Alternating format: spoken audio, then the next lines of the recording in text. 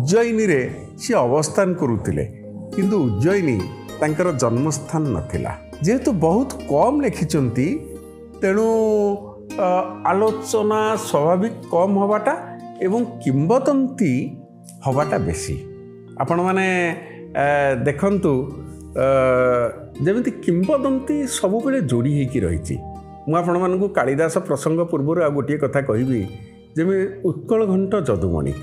जदुमणिंकर जीवन जो रहस्य जो हास्य जो व्यंग